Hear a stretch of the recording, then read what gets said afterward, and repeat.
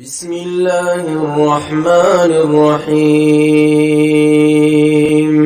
الحمد لله الذي أنزل على عبده الكتاب ولم يجعل له عوجا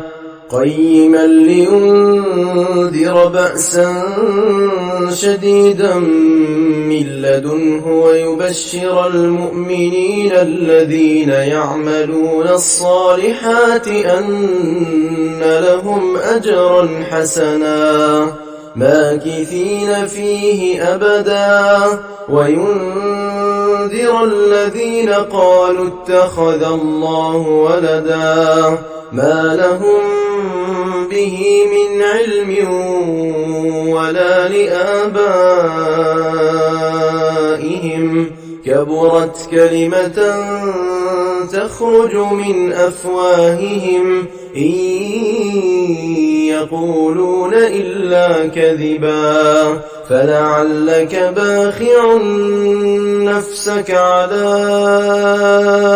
آثارهم إن لم يؤمنوا بهذا الحديث أسفا إنا جعلنا ما على الأرض زينة لها لنبلوهم أيهم أحسن عملا وإنا لجاعلون ما عليها صعيدا جرزا أم حسبت أن أصحاب الكهف والرقيم كانوا من آياتنا عجبا إذ أوى الفتية إلى الكهف فقالوا ربنا آتنا من لدنك رحمة وهيئ لنا من أمرنا رشدا فضربنا على آذانهم في الكهف سنين عددا ثم بعثناهم لنعلم أي الحزبين أحصى لما لبثوا أمدا نحن نقص عليك نبأهم بالحق إنهم فتية آمنوا بربهم وزدناهم هدى وربطنا على قلوبهم إذ قاموا فقالوا ربنا رب السماوات والأرض لن ندعو من دونه إلها لقد قلنا إذا شططا هؤلاء قومنا اتخذوا من دونه آلهة لولا يأتون عليهم بسلطان بين فمن أظلم ممن افترى على الله كذبا وإذ اعتزلتموهم وما يعبدون إلا الله فأووا إلى الكهف ينشر لكم ربكم من رحمته ويهيئ لكم من أمركم مرفقا وترى الشمس إذا طلعت تزاور عن كهفهم ذات اليمين وإذا غربت تقرضهم ذات الشمال وهم في فجوة منه ذلك من آيات الله من يهد الله فهو المهتد ومن يضلل فلن تجد له وليا مرشدا وتحسبهم أيقاظا وهم رقود ونقلبهم ذات اليمين وذات الشمال وكلبهم باسط ذراعيه بالوصيد لو اطلعت عليهم لوليت منهم فرارا ولملئت منهم رعبا وكذلك بعثناهم ليتساءلوا تساءلوا بينهم قال قائل منهم كم لبثتم قالوا لبثنا يوما أو بعض يوم قالوا ربكم أعلم بما لبثتم فابعثوا أحدكم بورقكم هذه إلى المدينة فلينظر أيها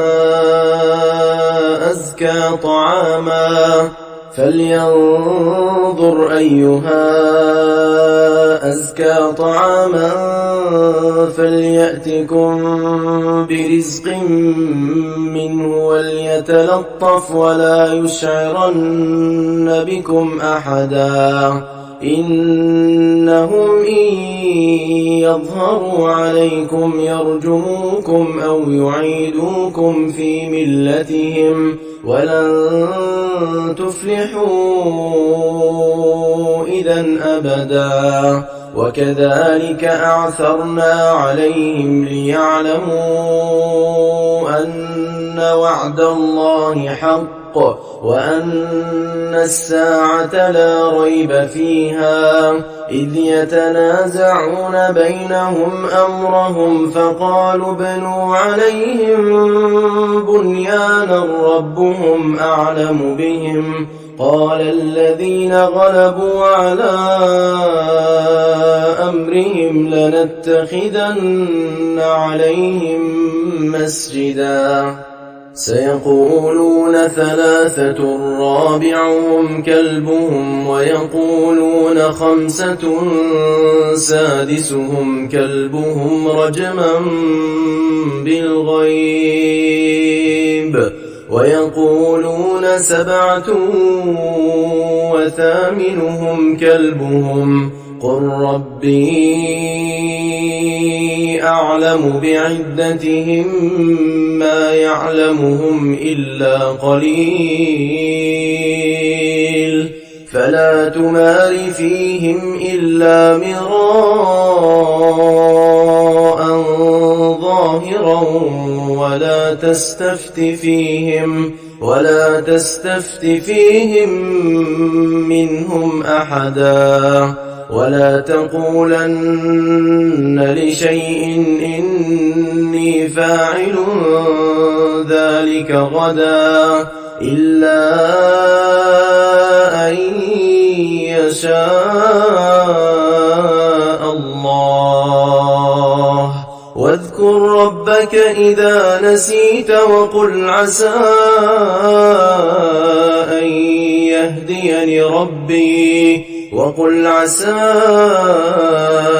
أن يهديني ربي لأقرب من هذا رشدا ولبثوا في كهفهم 300 سنين وازدادوا 9 قل الله أعلم بما لبثوا له غيب السماوات والأرض أبصر به وأسمع ما لهم من دونه من ولي ولا يشرك في حكمه أحدا واتل ما أوحي إليك من كتاب ربك لا مبدل لكلماته ولن تجد من دونه ملتحدا واصبر نفسك مع الذين يدعون ربهم بالغداة والعشي يريدون وجهه ولا تعد عيناك عنهم تريد زينة الحياة الدنيا ولا تطع من أغفلنا قلبه عن ذكرنا واتبع هواه وكان أمره فرطا وقل الحق من ربكم فمن شاء فليؤمن ومن شاء فليكفر إنا وأعتدنا للظالمين نارا أحاط بهم سرادقها وإن يستغيثوا يغاثوا بماء كالمهل يشوي الوجوه بئس الشراب وساءت مرتفقا إن الذين آمنوا وعملوا الصالحات إنا لا نضيع أجر من أحسن عملا أولئك لهم جنات عدن تجري من تحتهم الأنهار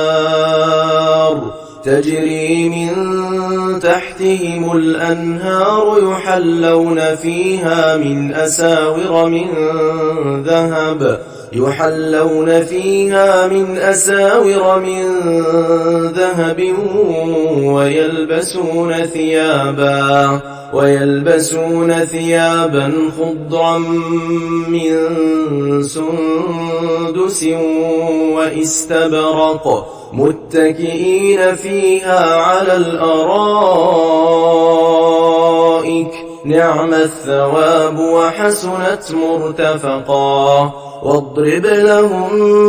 مثلا الرجلين جعلنا لأحدهما جنتين من أعناب وحففناهما بنخل وجعلنا بينهما زرعا كلتا الجنتين آتت أكلها ولم تظلم منه شيئا وفجرنا خلالهما نهرا وكان له ثمر فقال لصاحبه وهو يحاوره أنا أكثر منك مالا وأعز نفرا ودخل جنته وهو ظالم لنفسه قال ما أظن أن تبيد هذه أبدا وما أظن الساعة قائمة ولئن رددت إلى ربي لأجدن خيرا منها منقلبا قال له صاحبه وهو يحاوره أكفرت بالذي خلقك من تراب ثم من نطفة ثم سواك رجلا لكن هو الله ربي ولا أشرك بربي أحدا ولولا إذ دخلت جنتك قلت ما شاء الله لا قوة إلا بالله إن ترني أنا أقل منك مالا وولدا فعسى ربي أن يؤتيني خيرا من جنتك ويرسل عليها حسبانا من السماء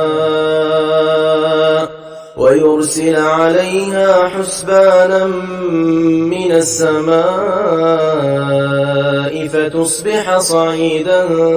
زلقا أو يصبح ماؤها غورا فلن تستطيع له طلبا وأحيط بثمره فأصبح يقلب كفيه على ما أنفق فيها وهي خاوية على عروشها ويقول يا ليتني لم أشرك بربي أحدا ولم تكن له فئة ينصرونه من دون الله وما كان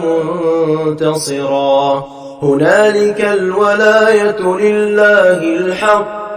هو خير ثوابا وخير عقبا واضرب لهم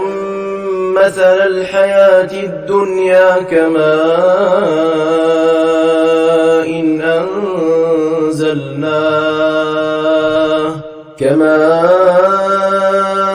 إن أنزلناه من السماء فاختلط به نبات الأرض فأصبح هشيما تذروه الرياح وكان الله على كل شيء مقتدرا المال والبنون زينة الحياة الدنيا والباقيات الصالحات خير عند ربك ثوابا وخير أملا ويوم نسير الجبال وترى الأرض بارزة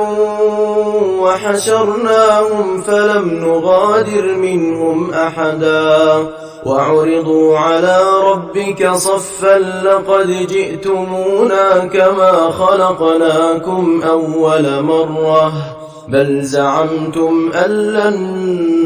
نجعل لكم موعدا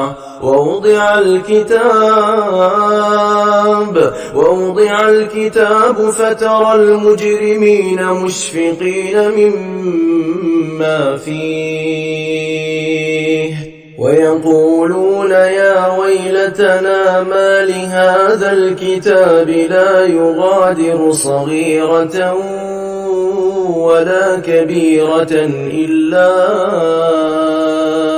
أحصاها ووجدوا ما عملوا حاضرا ولا يظلم ربك أحدا وإذ قلنا للملائكة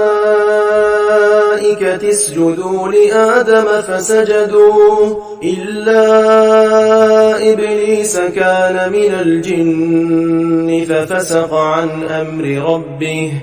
أفتتخذونه وذريته أولياء من دوني وهم لكم عدو بئس للظالمين بدلا ما أشهدتهم خلق السماوات والأرض ولا خلق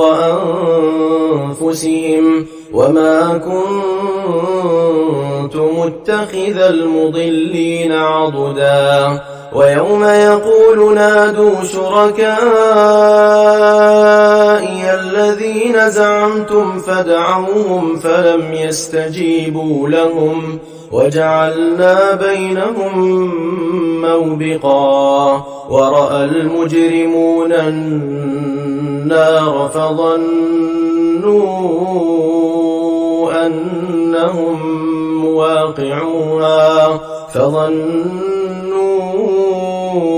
أنهم مواقعوها ولم يجدوا عنها مصرفا ولقد صرفنا في هذا القرآن للناس من كل مثل وكان الإنسان أكثر شيء جدلا وما منع الناس أن يؤمنوا إذ جاءهم الهدى ويستغفروا ربهم إلا أن تأتيهم سنة الأولين أو يأتيهم العذاب قبلا وما نرسل المرسلين إلا مبشرين ومنذرين ويجادل الذين كفروا بالباطل ليدحضوا به الحق واتخذوا آياتي وما أنذروا هزوا ومن أظلم ممن ذكر بآيات ربه فأعرض عنها ونسي ما قدمت يداه إنا جعلنا على قلوبهم أكنة أن يفقهوه وفي آذانهم وقرا وإن تدعوهم إلى الهدى فلن يهتدوا إذا أبدا وربك الغفور ذو الرحمة لو يؤاخذهم بما كسبوا لعجل لهم العذاب بل لهم موعد لن يجدوا من دونه موئلا وتلك القرى أهلكناهم لما ظلموا وجعلنا لمهلكهم موعدا وإذ قال موسى لفتاه لا أبرح حتى أبلغ مجمع البحرين أو أمضي حقبا فلما بلغا مجمع بينهما نسيا حوتهما فاتخذ سبيله في البحر سربا فلما جاوزا قال لفتاه آتنا غداءنا لقد لقينا من سفرنا هذا نصبا قال أرأيت إذ أوينا إلى الصخرة فإني نسيت الحوت وما أنسانيه إلا الشيطان أن أذكره واتخذ سبيله في البحر عجبا قال ذلك ما كنا نبغ فارتدا على آثارهما قصصا فوجدا عبدا من عبادنا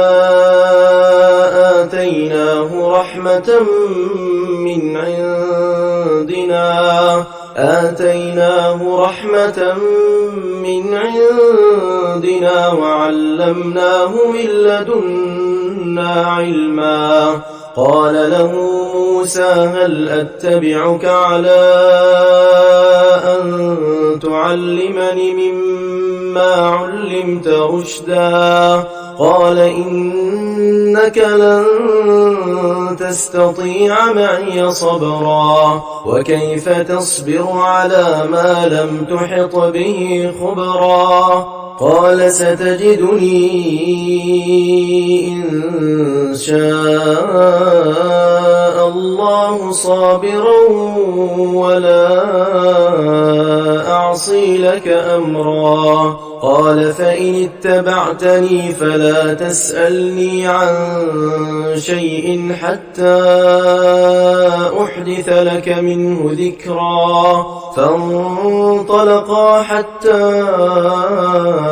إذا ركبا في السفينة خرقها قال أخرقتها لتغرق أهلها لقد جئت شيئا إمرا قال ألم أقل إنك لن تستطيع معي صبرا قال لا تؤاخذني بما نسيت ولا ترهقني من أمري عسرا فانطلقا حتى إذا لقيا غلاما فقتله قال أقتلت نفسا زكية بغير نفس لقد جئت شيئا نكرا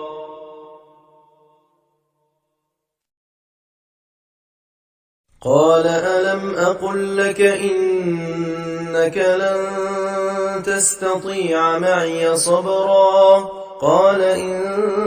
سألتك عن شيء بعدها فلا تصاحبني قد بلغت من لدني عذرا فانطلقا حتى إذا أتيا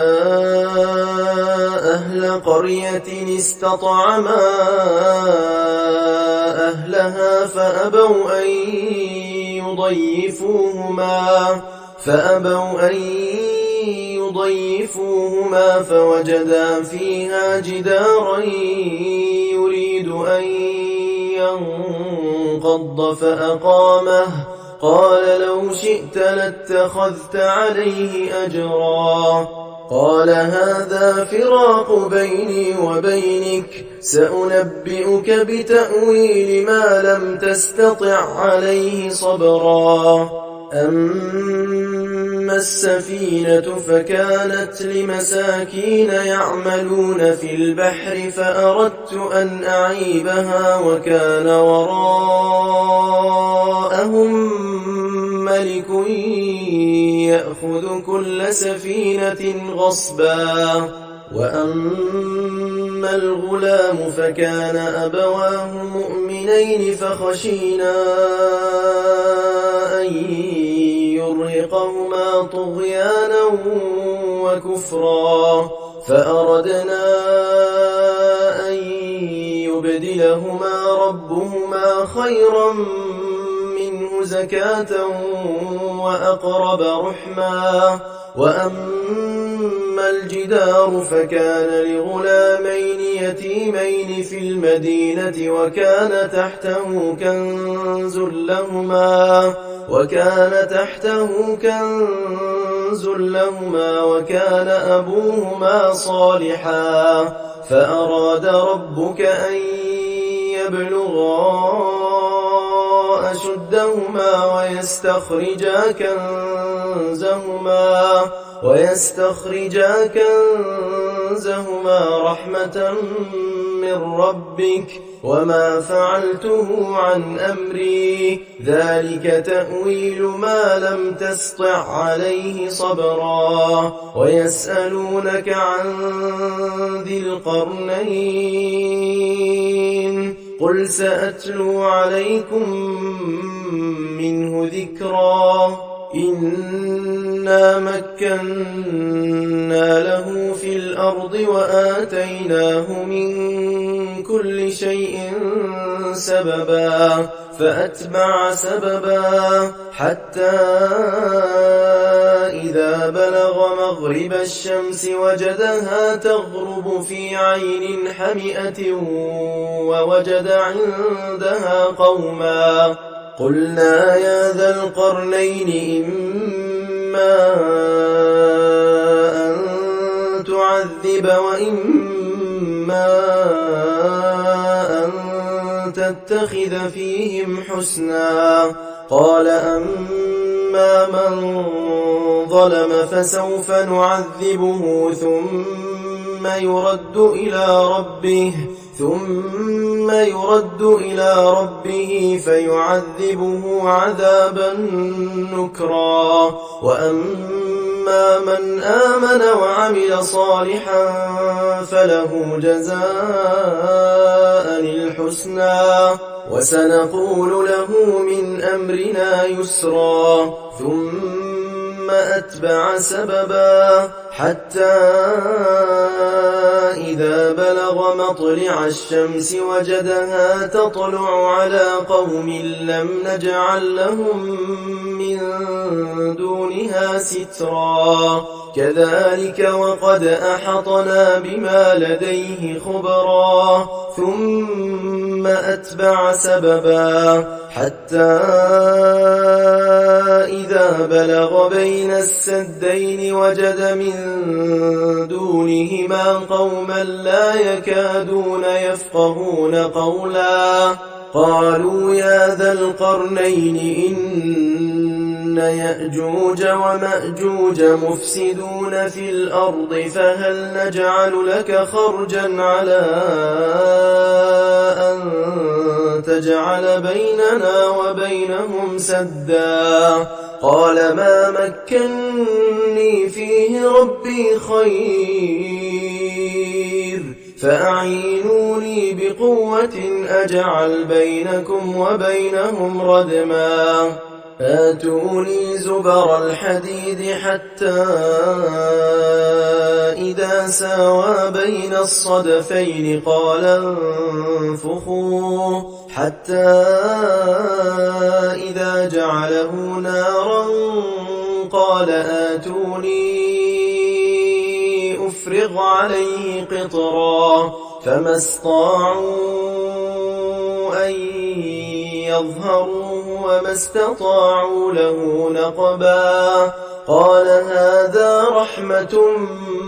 من ربي فإذا جاء وعد ربي جعله دكاء وكان وعد ربي حقا وتركنا بعضهم يومئذ يموج في بعض ونفخ في الصور فجمعناهم جمعا وعرضنا جهنم يومئذ للكافرين عرضا الذين كانت أعينهم في غطاء عن ذكري وكانوا لا يستطيعون سمعا أفحسب الذين كفروا أن يتخذوا عبادي من دوني أولياء إنا أعتدنا جهنم للكافرين نزلا قل هل ننبئكم بالأخسرين أعمالا الذين ضل سعيهم في الحياة الدنيا وهم يحسبون أنهم يحسنون صنعا أولئك الذين كفروا بآيات ربهم ولقائه فحبطت أعمالهم فلا نقيم لهم يوم القيامة وزنا ذلك جزاؤهم جهنم بما كفروا واتخذوا